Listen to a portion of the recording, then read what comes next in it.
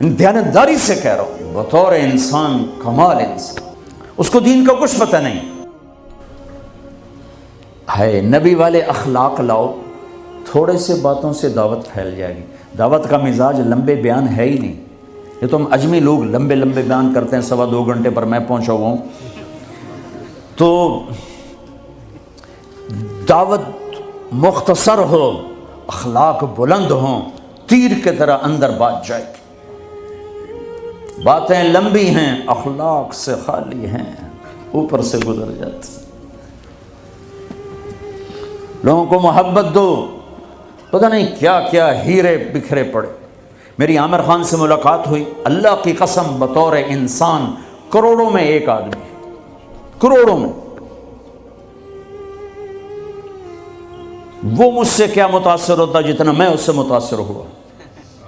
اس نے کچھ باتیں اپنی مجھے کہا، یہ آپ نے کسی کو بتانی نہیں، لیکن میں نے کہا عامر میرا جی چاہتا ہے کہ میں تیرے بیعتی ہو جاؤں۔ کمال ہے یار، تو اتنا عالی انسان، اگر ایک خطا اس میں ہے تو باقیوں کو اسے آنکھیں مت کر لیں، وہ چھوڑ دو جی، وہی ہو کوئی بندہ ہے، وہ کیا پتا بندہ کسی اور نیکی سے اللہ سے معافی لے چکا ہو۔ نور جہاں مری 27 رمضان شب قدر، جو رمضان میں مرے بخشا گیا، کہ رمضان میں مرو تو حساب کتاب کوئی نہیں، تو رمضان گزرنے کے بعد اللہ بنیت ہے کوئی نہیں، پیچھے کاپیاں پھاتے بہ جب لے آپ اگلا کھاتا تھے پچھلا کھاتا برابر کرا۔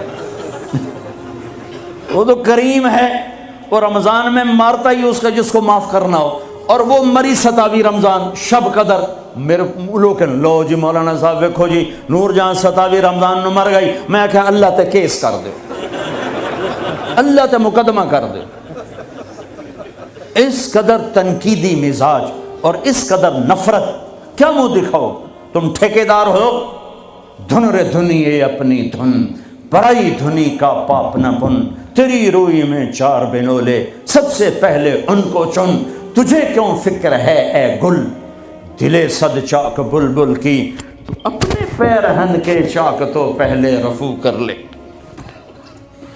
یوں انگلی اٹھاتے ہو تو 3 تمہاری طرف آتی ہیں، 1 ادھر جاتی ہے۔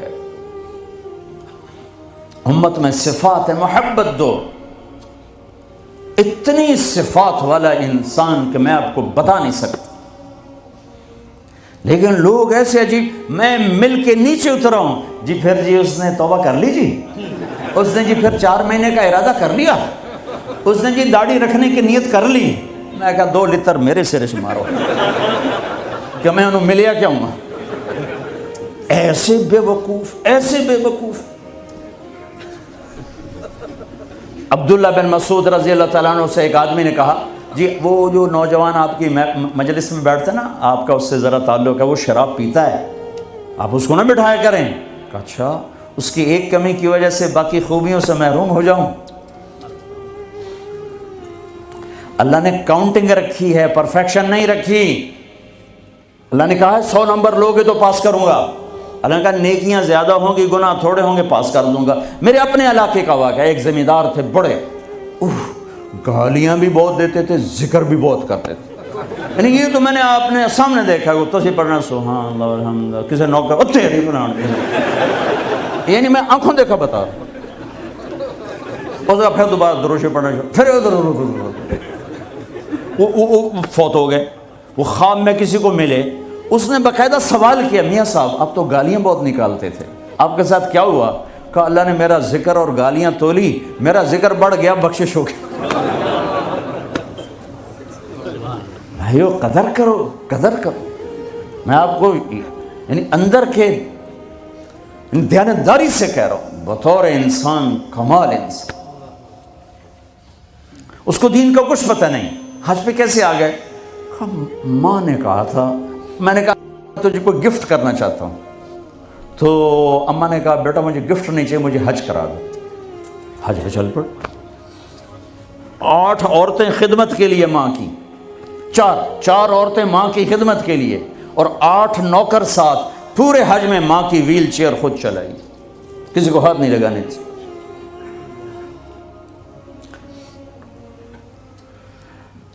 تمہیں کسی میں کچھ نہیں نظر آتا، کلمہ تو نظر آتا ہے نا، اسی کی قدر کرو۔ میرا کزن تھا، فوت ہو گیا، اس نے زندگی میں وہ نمازیں پڑھی جو اس میں پکڑ کے میں کہا بھائی خضر آنا نماز پڑھی بس. اس نے یا عید کی 2 نمازیں سال میں یا وہ نمازیں جو میں پکڑ کے کھینچ کے لے گیا. ایک دن اس کی گاڑی میں جا رہا تھا, وہ چلا رہا تھا, میں آگے بڑھا, مجھ سے کہنے لگا طارق میاں میں آج تک قبلے المنہ کر کے تھکیا نہیں, میں نے شرم آتی. میں اس کا منہ دیکھنے لگا, ہر عیب اس کے اندر تھا.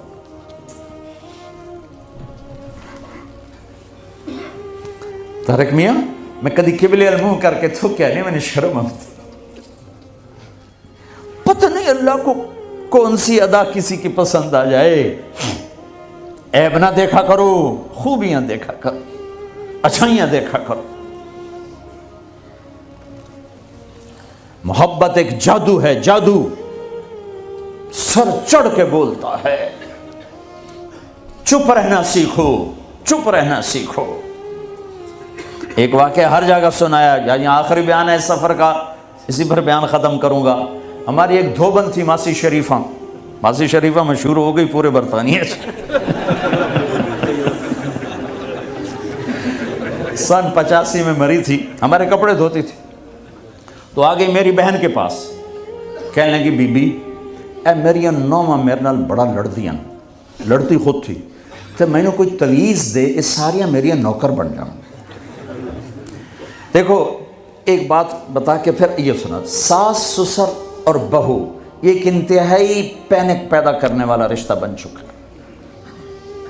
اس لیے کہ ساس اور سسر حد سے آگے بڑھے ہوئے ہیں ہمارے معاشرے میں. ساس اور سسر کا بہو پہ شرن کوئی حق نہیں, کوئی حق نہیں.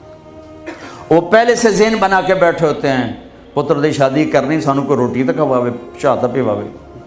میرے ذمہ ہے میں اپنی ماں کے لیے چائے روٹی کا انتظام کروں. میری بیوی کے ذمہ نہیں ہے کہ ان کے لیے کچھ انتظام. اگر وہ کرے گی تو اس کی نیکی ہے, احسان ہے, نہیں کرے گی تو مجرم نہیں. ساس سسر کیسے حق ادا کرتے ہیں؟ میرے نبی بھی سسر ہیں. آپ حضرت فاطمہ کے گھر گئے تو وہ پریشان بیٹھی. آپ نے کہا فاطمہ کیا ہوا؟ کہ میری علی کی لڑائی ہوگی. اب جب لڑائی ہوتی ہے تو بچی کے ماں باپ بچی کے ساتھ, لڑکے کے ماں باپ لڑکے کے ساتھ, اور دونوں طرف سے گالم گلوچ, پھر مقدمے, پھر طلاقیں. تو میرے بھائیوں لمبی بات ہو گئی, میں آخر میں عرض کرتا ہوں کہ آؤ آج ہم اللہ سے صلح کر کے اٹھیں. ماشاءاللہ سب نوجوانوں کی فصل ہے, سب خوبصورت نوجوان بیٹھے ہوئے ہیں. میں آپ سب نوجوانوں سے کہتا ہوں, جو دوسرے میرے بھائی بیٹھے ہیں ان سب سے, جو باہر بیٹھے ہیں ان سے, کہ آج تک جو ہوا یا اللہ معاف کر دے, اور آئندہ ہم توبہ کرتے ہیں, تیری مان کے چلیں گے. کرتے ہو نیت توبہ کی؟ کرتے ہو نیت توبہ کی؟ میرے ساتھ کہو یا اللہ میری توبہ, پھر کہو یا اللہ میری توبہ, پھر کہو یا اللہ میری توبہ. اگر یہ سچی ہے تو مبارک ہو, سب گناہ معاف ہو.